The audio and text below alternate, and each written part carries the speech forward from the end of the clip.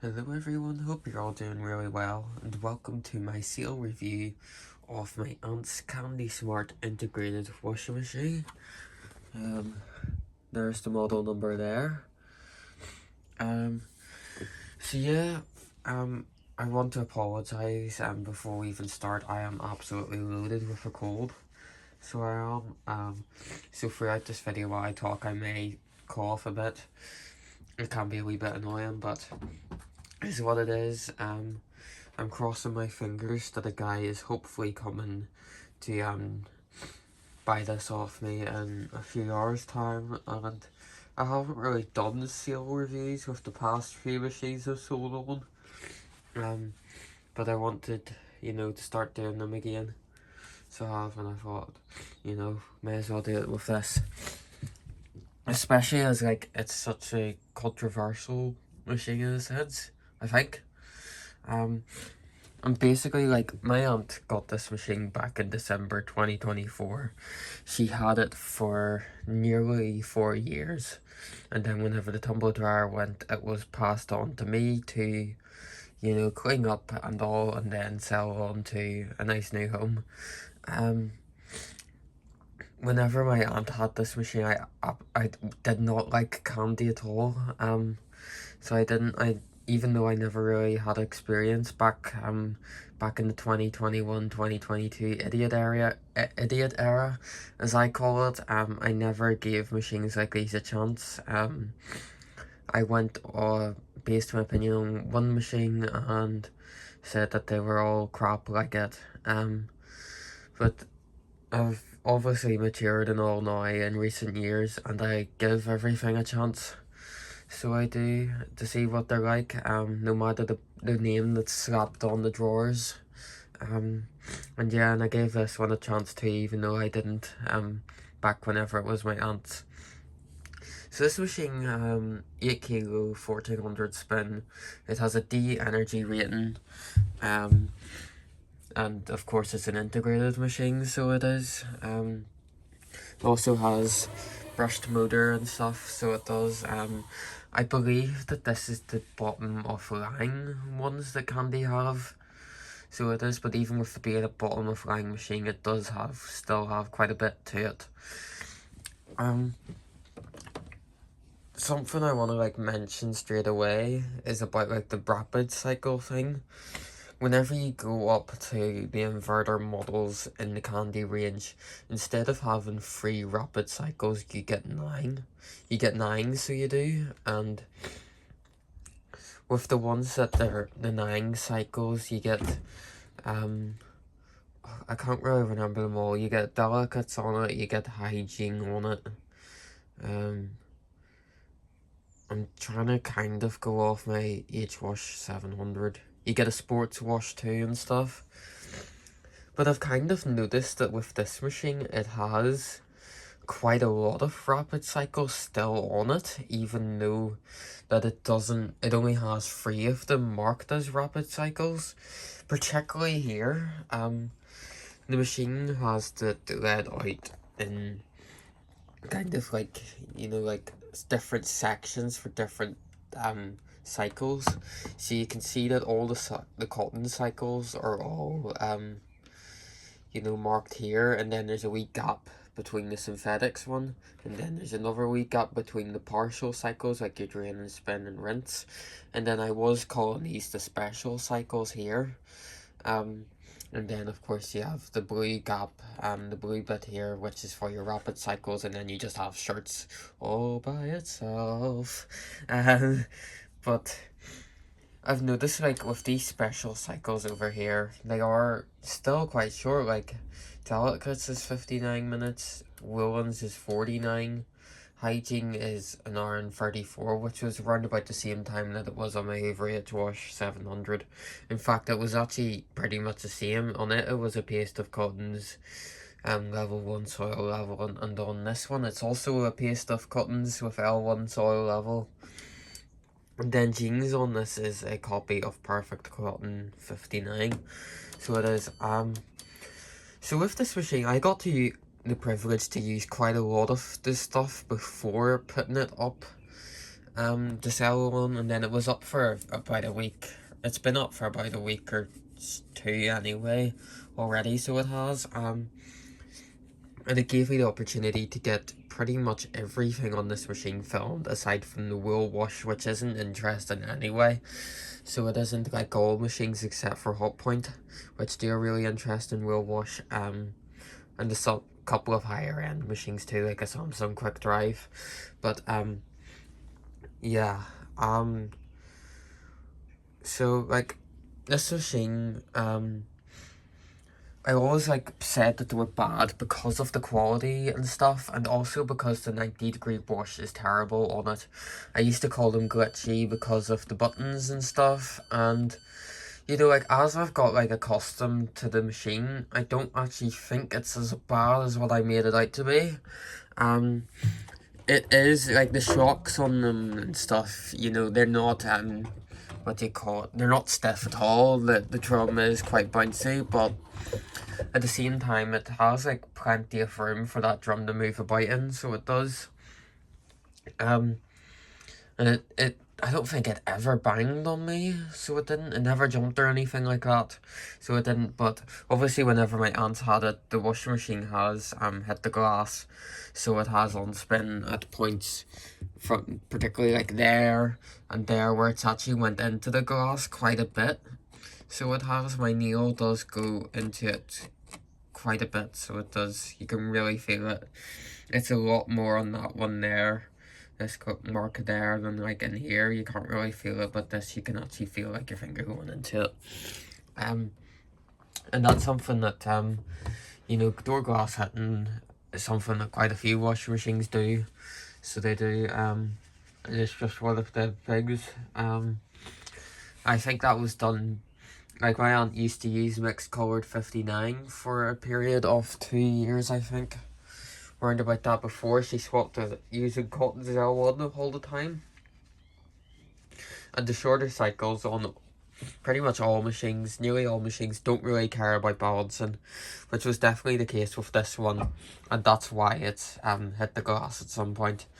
In the 2 months that I've had it, it hasn't hit the glass on me at all, so it hasn't. Even on really unbalanced spins where you'd think it was going to, it hasn't. But yeah, the machine has options and stuff, so it does like extra rinse, hygiene plus, and easy iron. But I think the only really useful one's extra rinse. Hygiene plus, I never really noticed a difference at all with that. Hygiene plus is only available on 60 and 90 washes, and what it's meant to do is make it do more temp holding. But that wasn't, I never noticed that to be the case at all. It reminds me of like Becco's water save mode. It lights up and does nothing. You know, sorry, my nose is absolutely tripping me. So it is, I'm just so loaded. But yeah, I never noticed a difference with that at all being on. So I didn't. The machine has kg detector, so it does. We all know about that. And it was, for me, it was like one of the best load sensing systems I've seen on a washing machine so far. It's very, very variable, so it is, and especially in combination with the soil level button, it has just so much flexibility in the cycles. So it does. But sometimes I did feel like it was dropping the time down a bit too much. Particularly on hotter washes. Like if, for example, a cotton 90 cycle, if you done a small load on that, it would drop down to 1.5 hours. So it would, and that would be the longest drum clean you could get on it. Candy and Hoover washing machines, the Candy built ones, are without a doubt the hardest machine you can get to clean out, because they don't use much water, so they don't, which is a very good thing for small loads, so it is, but just not so much whenever you're cleaning it out. The only way to get them cleaned properly is either by manually filling it up, or disconnecting the pressure switch and putting it on a spin. You know, the hose from this pressure switch and then putting it on a spin with the drain hose in the drawer and making it spin with the water. I done 10 drum clings or more in it, and even now there was still like wee tiny bits of dirt coming off, like whenever I was doing suds walks and stuff, and it wasn't even a dirty machine, so it wasn't at all. So it wasn't. I've had a heck of a lot worse in my shed, so I have, compared to this one, and yeah, they are just quite hard to clean, so they are. But yeah, I think that was, you know, a bit of a con for me, so it was. I wish that they just had a drum clean cycle on these ones, as it's really good on the H-War 700. Another con is the heater wattage. Well, it's kind of a con and a pro, and the only reason it's a pro for me is because of the fact that because the heater on this is so low, it's the only machine in my shed that I can have my heater on at the same time as the washing machine whenever it's heating the water. This machine has a total wattage maximum of 1600 watts. I have the machine connected to a power meter, and the most it's drawn on me has been 1700. A little bit, about 1700, 1800 absolute max, more like 1750. And the heater on it that it uses is only 1500 watts. To put that into perspective, the typical average for a washing machine heater is around about 1900 watts to 2000 watts. So it is, so because of the fact it has such a small, low power heater, it does take it a lot of time to heat up compared to the vast majority of other washing machines, even with the fact that it uses so little water. So it does,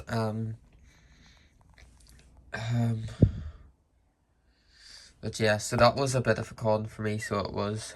Especially whenever like cleaning it out and I had to like fill it up and stuff, because with it dropping the time down, I know that this is like completely not normal use, like cleaning it out like that and filling it up and stuff, but whenever I filled the machine up, it had about an hour to heat up the water to its 90-degree wash, which I'll get onto in a moment, and it just about managed to hit temp before going on to its drain and spin. I think the biggest con for me is the 90 wash. It should not be labelled as 90, so it shouldn't. The highest that this machine heats up to is just about 70. And most of the time when it's 90 wash, it washes at 65. I think it's the poorest 90 wash I've seen so far out of all the machines I've used. So it is. But I knew that anyway from whenever I used it at my aunt's house. But I got to try it here with actually having a load in it on 90. And even whenever it detected like a full load and had like hygiene on and whatever, it was still only doing around about 68 at most on the glass. Of course there can be like a wee bit of a glass, you know, temperature diffraction or whatever. But I noticed with the machines, typically once they're heated and the water's been touching the glass for a wee bit, it what do you call it? The glass normally gets up to round about a similar enough temp to the water. So it does, you know, maybe like just 1 degrees off. But like the machine does have a lot of good points, I felt. So it does.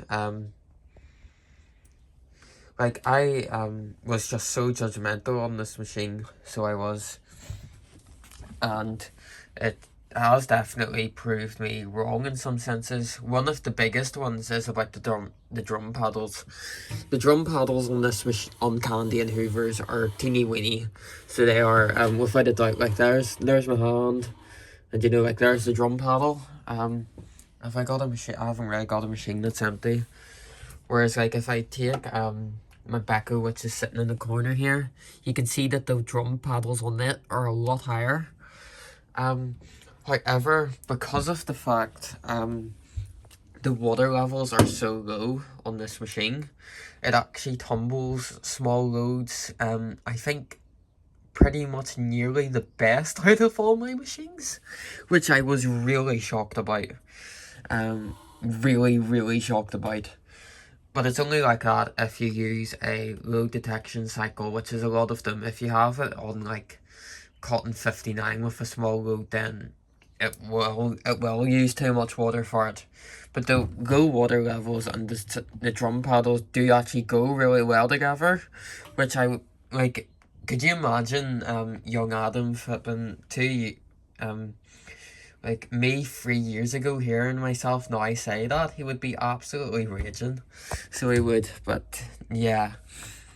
It has definitely impressed me quite a bit in that sense. So it has, with its tumbling and stuff. Wash results wise, it's okay, I think. But there was some times where it wasn't giving itself enough time to wash, and sometimes stuff were coming out still dirty. I definitely have got sorry. I definitely have got some better performing machines in my shed. But at the same time, this is just like, it's just a wee cheapo machine, you know, it's okay enough. Although these do cost the £400 mark because of it being integrated. If it was freestanding, it would be about 300, I think. But yeah, sometimes it did drop off too much time for it to get a good results. I think a really big example of that was on the synthetic cycle with Easy Iron that I done. Although that was definitely partially my fault for putting it on L1 because I wanted it done as fast as possible. Fastest isn't always the best way to go, so it isn't whenever it comes to wash results and stuff. But I put it on that, and it only really gave itself about, I think, 20-ish minutes to heat up the water and stuff. So it did, but to my shock, it managed to reach over 50, which I was very shocked about. I thought it was only going to do like a 35-40 degree wash on that cycle. Another con though is definitely the easy iron option. The only really useful option on this machine is extra rinse. So it is, the easy iron option is, lo and behold, it's really pathetic. Do not like that at all. I used it once and that was a one and done thing. It eliminates all the interim spins, so it does, and even with it turned on and on, it keeps it at 1,000. But the reality is that on the final spin, it only does a pathetic 400 RPM burst. The whole cause of easy iron is that they normally change sometimes the wash rhythm. They'd sometimes change the wash rhythm, and on some machines, like, well, the vast majority would lower the spin, but still get it decent enough so that the clothes aren't soaking wet whenever they come out. They're just damp. Whereas this machine left everything dripping wet. So it did. I could wring quite a good bit of the water out of the socks and stuff, and you would have seen it on the video. It was terrible. It may as well have not done a final spin, so it may as well, you know, it really wasn't good. I think, to my shock, I was reading the manual about it, and mixed and coloured 59 is actually built to wash a full load. So it is, that really shocked me. Okay, I have the manual on the thing. You can look it up online, so you can if you don't believe me. But I was really, really shocked about that cycle was built to wash a full load. Because in reality, I don't think it's really made to cope with a full load, that wash. So it isn't, you definitely wouldn't get very good rinse results, so you wouldn't on it. I didn't like Perfect Cotton or the Jeans cycle, which is both copy and paste, so it is, they're both the exact same wash. So they are. Again, I just wish that the rinses were better on them ones. The cotton cycle though, the load sensing cycles are absolutely fantastic. The Eco 4060 cycle was probably one of the best Eco 4060 cycles I've ever used on a machine, and that's down to the fact that it felt like it was just doing a cotton wash, which explains why it gets a D energy rating. the energy ratings are all only for the eco wash. It doesn't go for how well or how efficient it is on cottons or anything like that. You could be buying a machine that's rated with an A energy rating, and it could be really uneco-friendly on a cottons wash compared to a machine with a much lower energy rating. So it can, because all the energy comes from it heating the water. That's what it's all based on. The Eco Wash is typically the Eco 4060. The A energy rating ones use very little water and try as best as they can to barely heat. Whereas this one, wasn't too stingy with its water at all. If it needed more water, it put it in, and it heated up to pretty much, I think, 35-40 degrees on that. The Eco 4060 cycle actually has the old Cotton's Eco 60 and 40 cycles built into it, but I unfortunately didn't get the chance so far to use them, unless it's a case where the guy today turns around and decides that he doesn't want this.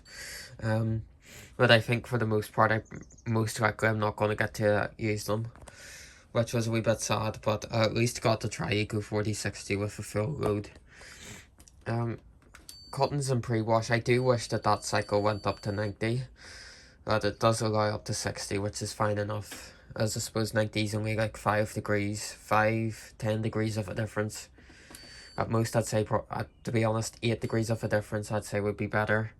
I tried the 20 degree wash too, so I did. And it's weird that even with it being a cottons wash, it only allows 1000 RPM. So it does for the final spin, which is a wee bit bizarre. Synthetics I used as well, and it was quite good actually. So it was, for some reason, the synthetics in term spins spin for longer than cottons, and it does on cottons the in term spins for all of the times and all the load sizes. They just speed up, and once it reaches the speed, it slows back down. Whereas on synthetics, it holds its speed and the higher speeds for quite a bit. It holds at like 800 for a wee bit, and then it goes up to about 950 for a bit, and then it slows back down. You'd kind of think that they'd programmed it the wrong way round, so you would. But there's that. Yeah, I think the synthetic in terms spins would be so much better on cottons, and the cotton in terms spins on synthetics. It would work out a lot better that way. The rinse cycle, if I turn it around, it does synthetic rinses on that too, so only allows 1000 RPM. Drain and spin does allow up to 1400, but defaults at 1000. And then I've already talked about jeans and hygiene. Like I said, it's the exact same cycle as cotton's level 1 soil level. So it is. But yeah, I didn't get to try wool and hand wash, and then delicates was decent. So it was. I gave this machine a big variety of loads, so I did too. From full load of everyday stuff to duvets, pillows, and blankets and dressing gowns.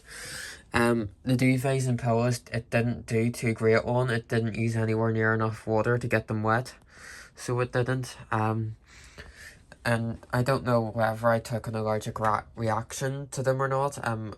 Over the past week or so, my skin has very, very badly broke out, but it's so hard to pinpoint where breakouts came from. I can't really blame it on the washing machine, but just to be on the safe side, I did end up re-washing all of the duvets and the pillows that I washed in this and the Asco, and my skin's, I think, starting to get a good bit better, so it is. But yeah, yeah, it's genuinely, I think it's a lot better than what I thought it was, definitely. I think, it's really hard to know, like, whether I'd prefer this over the Hoover HY700, because there's stuff that I like more on the Hoover, and there's stuff that I like more on this. I like that this one doesn't really faff about at all, so it doesn't, it just gets going with its job. So it does, but I don't like on the end-term spins, it only allows 5 balance attempts before cancelling the spin. that was quite a big thing for me, so it was too. I prefer the drawer that they use on the integrated ones. It's not the wee teeny weeny drawer on this one. It has a proper really good sized drawer on it, which is really nice. It has plenty of space to put your washing stuff in.